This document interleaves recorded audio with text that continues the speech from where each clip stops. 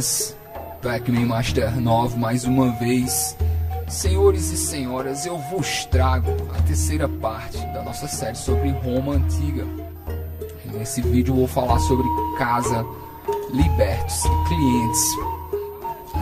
Até agora, esse é o terceiro vídeo.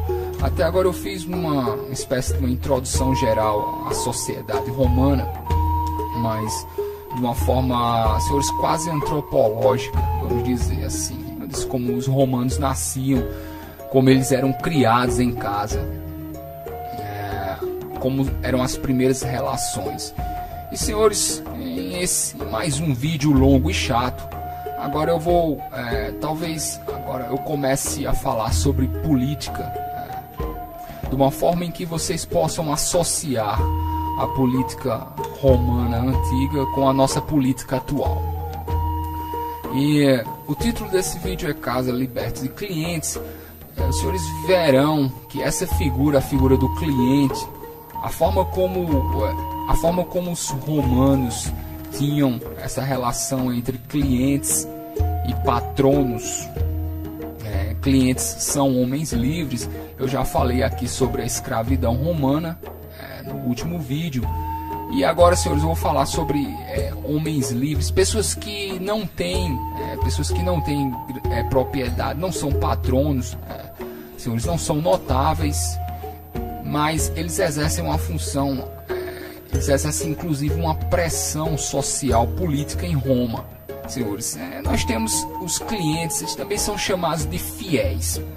E eu quero colocar uma imagem agora. Quero que vocês visualizem uma casa romana. Senhores, imaginem uma casa no campo. As pessoas ricas chegavam a ter dezenas de escravos. Mas não são só os escravos que seguem essas pessoas. Eu falei que o escravo, ele é uma espécie de trabalhador miserável, que ele não tem sequer como se alimentar. E ele não é dono do próprio corpo. Mas eu falei aqui no último vídeo que escravos, eles chegam a exercer funções altíssimas no Império Romano. Eles chegam inclusive a lidar com quantias substanciais de dinheiro. Existem escravos letrados também. Existem inclusive escravos que são tesoureiros, tá ok, que administram. Existem administradores importantes e são escravos, tá ok. Imagine agora que nós temos essa casa tem algumas dezenas de escravos, é uma pessoa muito rica, um notável, vamos dizer assim, tem 3 ou 4 filhos. Fora esses escravos, os notáveis romanos, as pessoas de importância, geralmente eles tinham fiéis ou clientes. Os clientes eram chamados de fiéis também. E o porquê? Todo dia pela manhã, esses fiéis, esses clientes, eles vão fazer uma espécie de ritual, senhores, ao patrono. O nome desse ritual é obséquio. Eles vão fazer o obséquio nas primeiras horas do dia.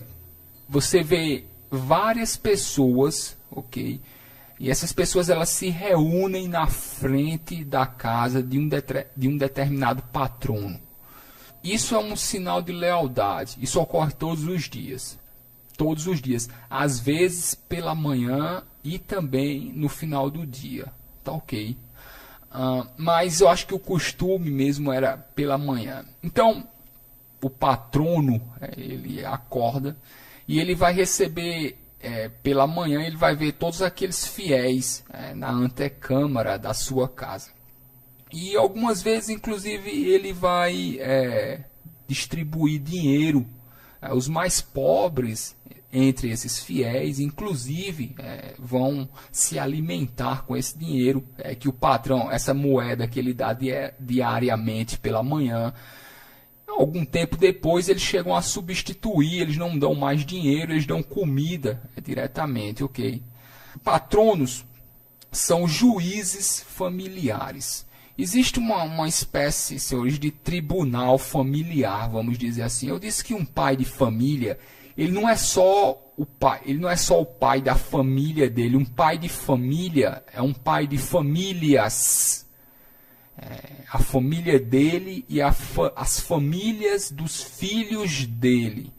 E também as famílias dos seus clientes mais próximos. Existe essa figura do chefe da família, que é a pessoa que tem controle do patrimônio. E principalmente é a pessoa que a pessoa que é dono do que será uma herança, de um patrimônio. O dono do patrimônio, o pai da família como um todo, ele é uma espécie de juiz. E ele tem poder de vida ou morte sobre os próprios filhos. Eu já falei isso aqui. E aliás, uma pessoa em Roma, ela só se torna emancipada, eu usei esse nome, quando o pai dela morre. Você pode ter 40 anos de idade, se seu pai ainda é vivo, você responde a ele. Inclusive, você não pode fazer empréstimos. Já havia dito isso aqui, a idade legal para fazer empréstimos é de 25 anos de idade, mas se seu pai ainda estiver vivo, é ele, porque ele é o dono do patrimônio da família. Então é a ele que você responde. E esse juiz familiar, todos os outros que estão abaixo dele, ele tem poder de vida ou morte sobre eles. É óbvio que, senhores, assassinatos, pais matando filhos, senhores, isso ocorre, é muito raro, mas é possível, vamos dizer assim, em tese. Muitas vezes ocorreu, claro. Eu disse a vocês que o infanticídio é algo normal na sociedade romana, o abandono de crianças é mais normal ainda. Muitas dessas crianças virão a se tornar escravos. Patrono, você tem o pai de famílias, que é o juiz familiar, e ele o é porque ele é o dono do patrimônio da família. E quando ele morrer, é ele que vai dizer através do testamento. Eu já falei aqui que a leitura do testamento é um ritual na sociedade romana. As pessoas se vestiam para a leitura dos testamentos. É no testamento que a pessoa ela vai dizer quem ela foi na sociedade.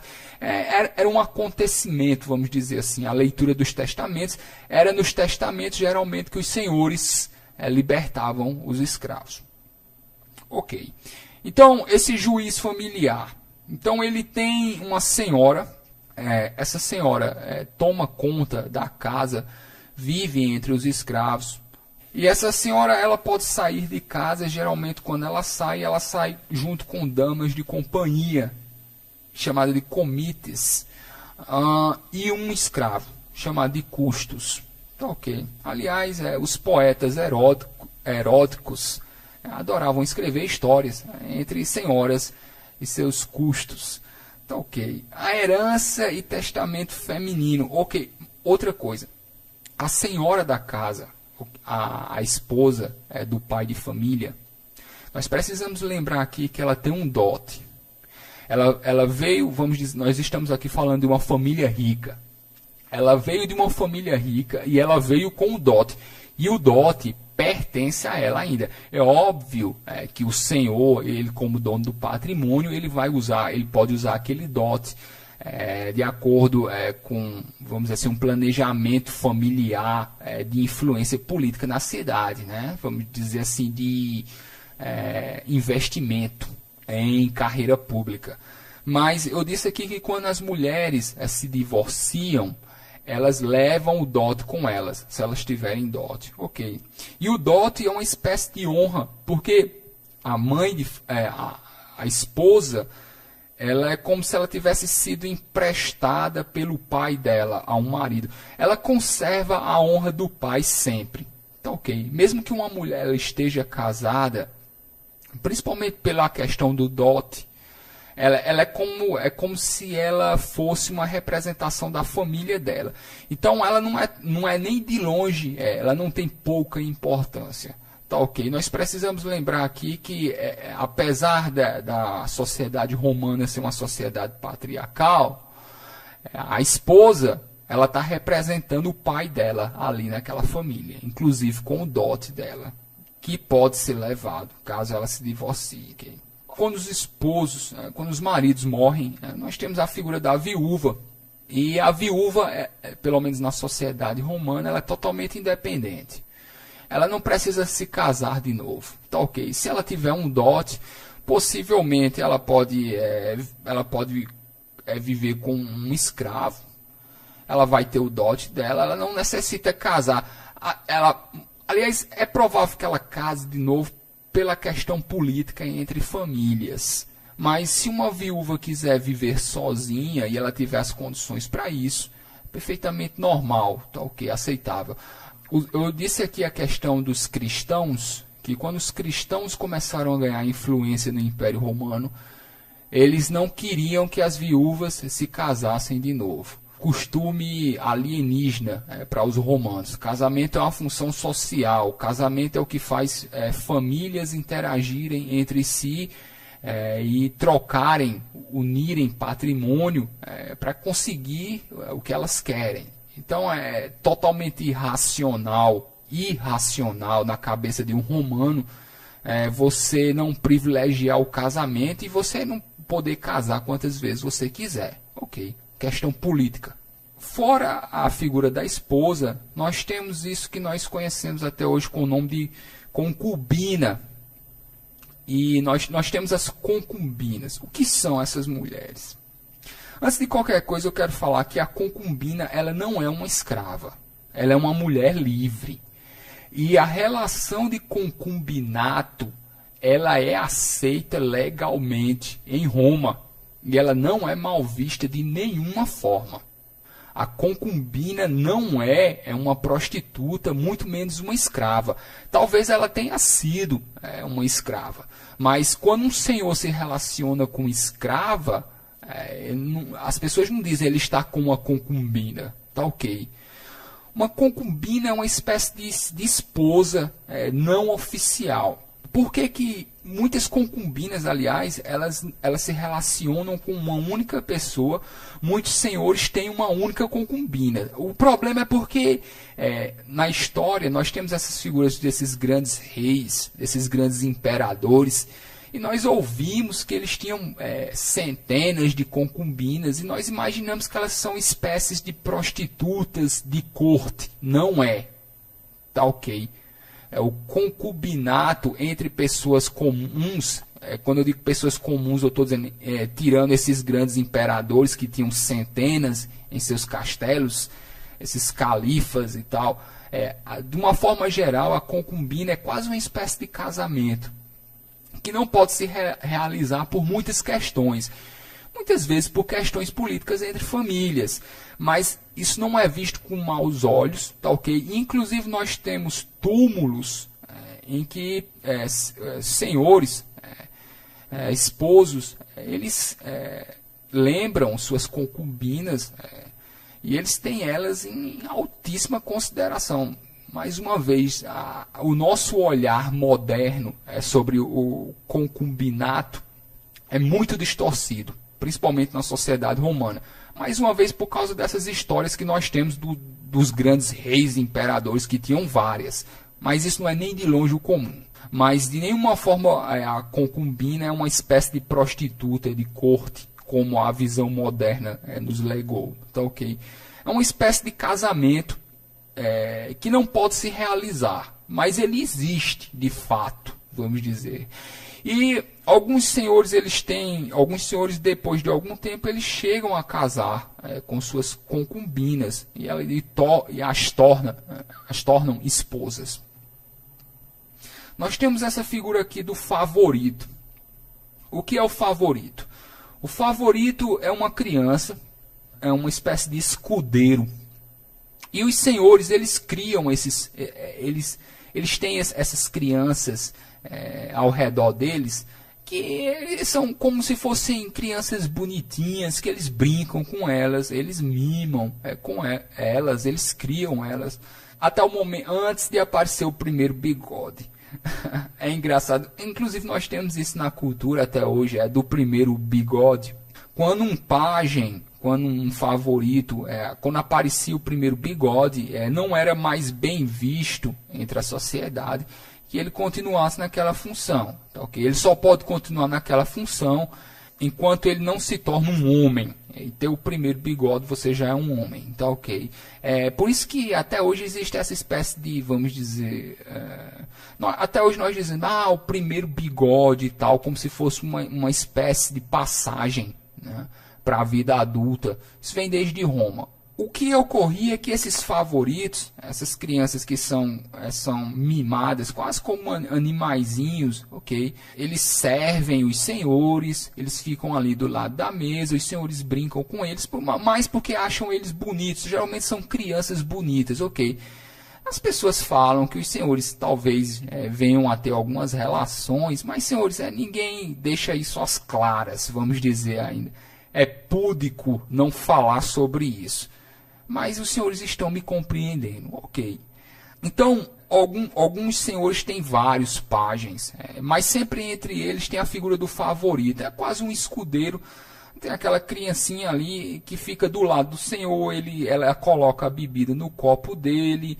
Agora, qual é a questão aqui? Muitos senhores usavam essa desculpa de terem seus favoritos porque eles, na verdade, estavam adotando filhos não legítimos. Então, muitos senhores tinham filhos com os escravos, tá ok?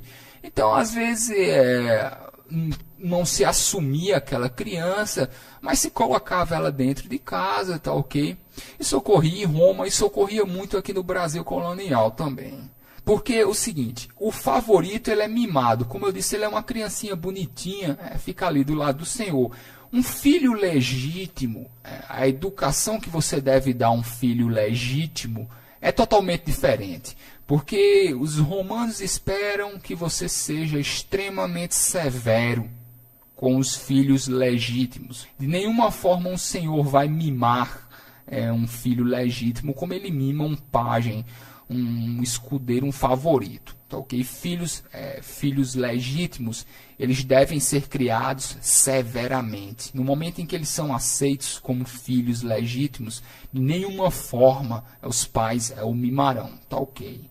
São educações totalmente diferentes. Então vocês veem aí que é muito diferente. Porque você me pergunta, por que um filho não é um favorito? E por que um favorito não?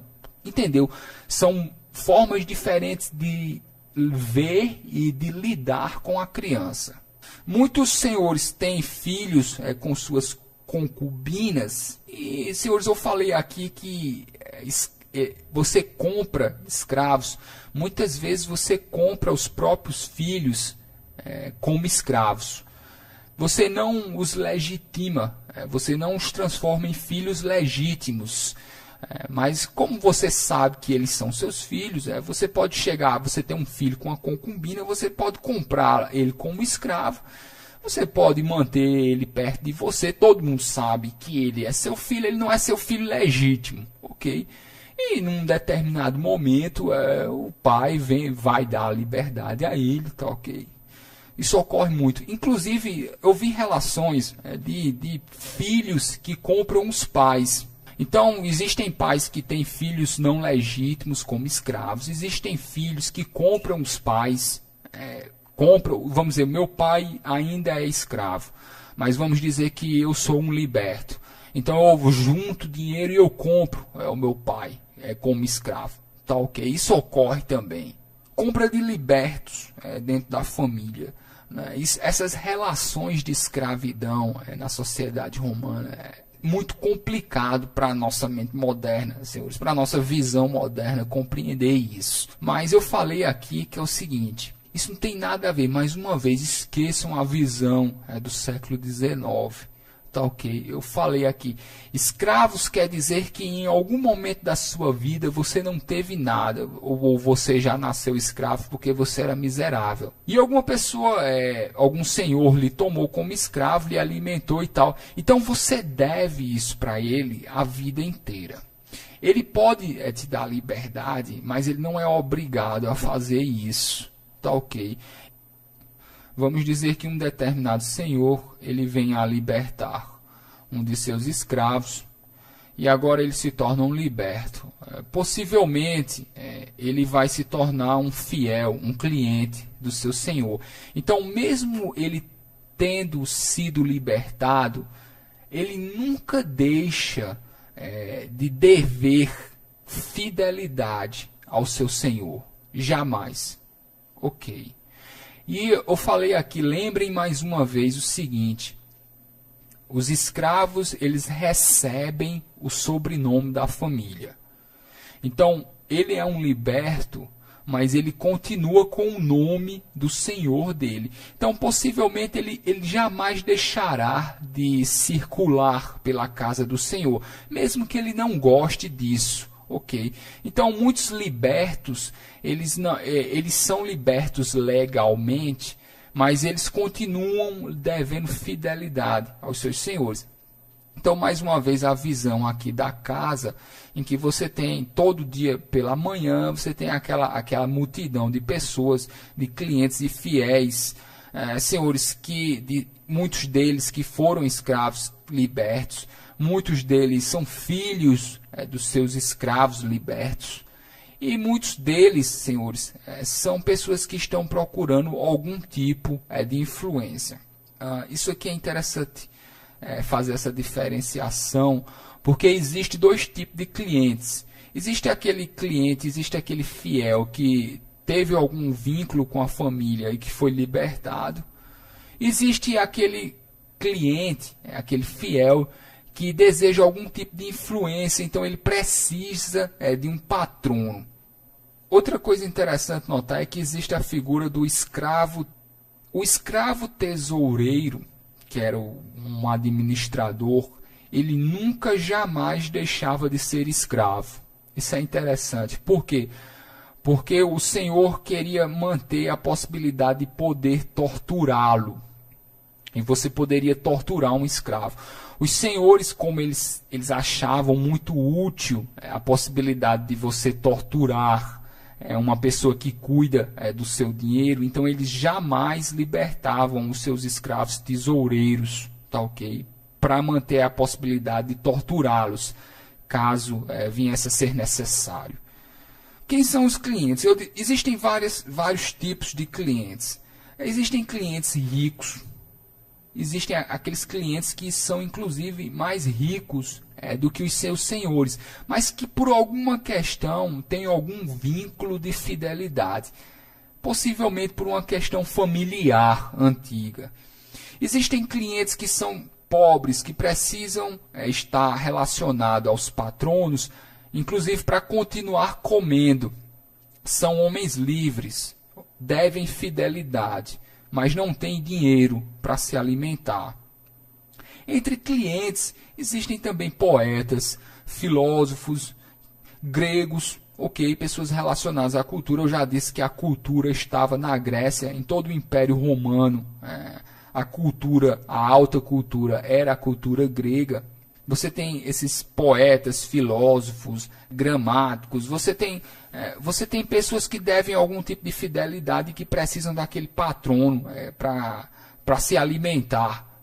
Senhores, existem também clientes ricos, também não esqueçam isso, que estão procurando não por dinheiro, mas por influência política, porque eles querem que o senhor, que um determinado patrono que tem um nome dentro da cidade, eles querem se associar com a influência política daquela pessoa. Então eles vão lá cumprir o obséquio todo dia pela manhã.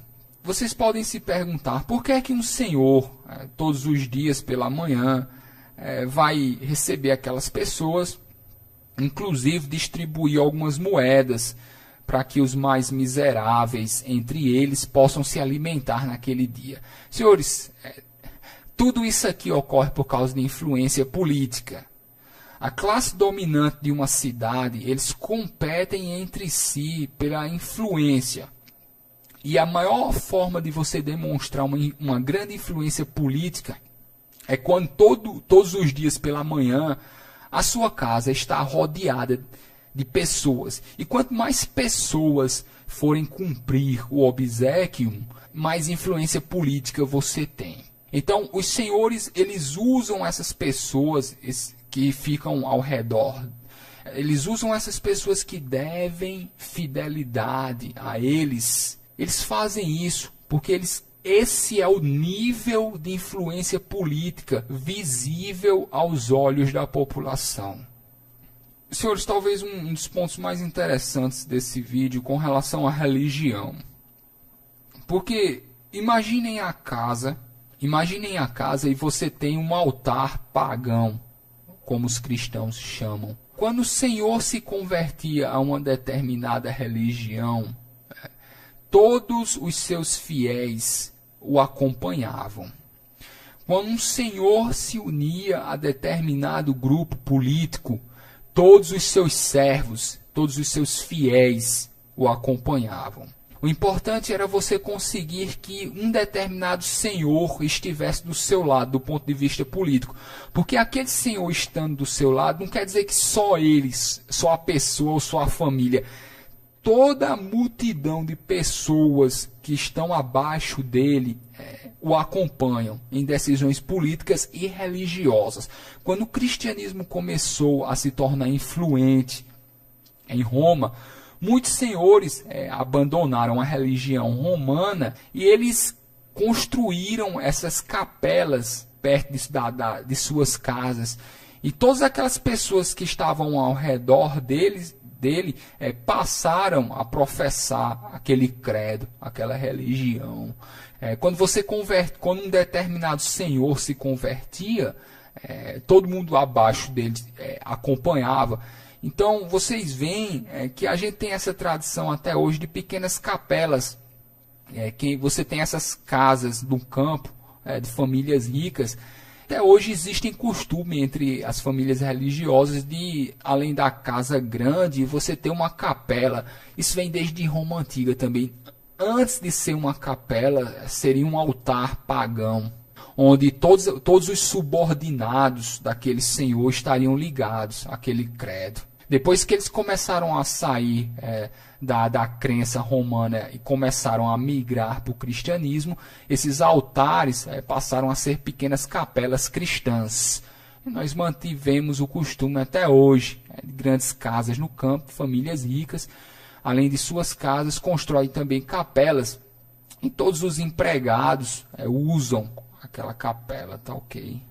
Senhores, isso é interessante notar, porque a política romana, ela funciona no sentido da clientela. Um senhor, ele é um senhor porque ele tem um determinado nível de influência. E a quantidade de pessoas que se reúnem em frente à sua casa todos os dias pela manhã mostra o nível de influência que ele tem. Então, todos os dias pela manhã, aquelas pessoas vão saudar aquele senhor, aquelas pessoas são seus fiéis, seus subordinados, e aquilo ali demonstra a influência política daquela pessoa. Então, agora é compreensível a competitividade entre senhores, entre famílias, porque quanto mais fiéis, quanto mais clientes uma família tem, como aqueles clientes, como aqueles fiéis vão acompanhar aquelas pessoas nas decisões políticas e depois religiosas também, você nota a influência que aquelas pessoas têm por quantidade. Para mim é um costume que faz sentido, porque as grandes casas, as grandes famílias, você as conhece pela quantidade de pessoas. É possível você quantificar, é possível você numerar a influência de uma família. Torna-se fácil saber a influência dela, simplesmente olhando à frente da casa dela todos os dias pela manhã. Tá ok? Quando os fiéis iriam cumprir o obséquio. Então, a política romana, o centro da política romana e depois da política ocidental como um todo, parece ter a base no clientelismo. Porque o Senhor, ele te dá favores. Ele, inclusive, muitas vezes te alimenta. E você deve acompanhá-lo em suas decisões políticas. Então, vocês imaginam que quanto mais dinheiro eu tenho, mais fiéis, mais clientes eu posso ter. Ainda hoje a gente pensa que a quantidade de influência é pelo número de escravos. Não é. Eu não coloco. A quantidade de influência é pelo número de fiéis, de pessoas livres, mas que devem lealdade a você. É essas pessoas livres que se reúnem na frente da sua casa, essas pessoas sim demonstram o nível de influência que você tem. Esses são seus clientes. E você vai usar essas pessoas, é como se você mostrasse para as outras famílias, as famílias competem entre si, e você diz, olha, veja quantas pessoas se reúnem na frente da minha casa todos os dias pela manhã. Veja o quanto de influência política eu tenho. Muitas dessas pessoas, inclusive, se esses senhores forem exilados, algumas dessas pessoas acompanharão esse senhor. Se esses senhores forem para a guerra, muitas dessas pessoas vão acompanhar esse senhor. A influência direta, tá ok? Eles fazem parte da família, eu acredito. Eles não são, vamos dizer, na pequena família, mas eles fazem parte da família, sim. Nós temos a tradição de achar que a família romana só são clãs, que você tem várias famílias que se agrupam. Mas para mim o que faz mais sentido é pensar na relação dos clientes, dos patronos com seus fiéis. Tá, okay? Porque a família de um patrono e todos aqueles subordinados, aquilo é como se fosse uma grande família, inclusive seus escravos também. Senhores, eu vou entrar aqui na questão da política da clientela. Eu vou parar por aqui. No próximo vídeo, eu vou explorar os negócios públicos e privados. No próximo vídeo, eu vou explicar como o sistema de clientela, como a influência política se desenrola na máquina pública. E como as grandes famílias tiram dinheiro da máquina pública e como a máquina também tira dinheiro das famílias. No próximo vídeo vocês verão que é uma relação de troca entre famílias e a máquina pública. As famílias também tiram dinheiro do próprio bolso para promover espetáculos, para construir prédios públicos. Mas, senhores, isso fica para o próximo vídeo. Mas, de certa forma, ainda mantendo o assunto da gênese da política, que é uma relação de fidelidade entre senhores e clientes, tá ok? O link da página tá aí embaixo. Senhores, lembrem de curtir a página para poder acompanhar, continuar acompanhando a série.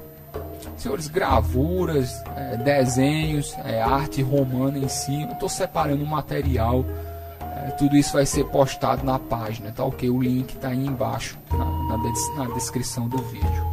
Então eu paro por aqui, senhores, eu volto amanhã e eu vos deixo, senhores cavalheiros, senhoras damas, entre os romanos.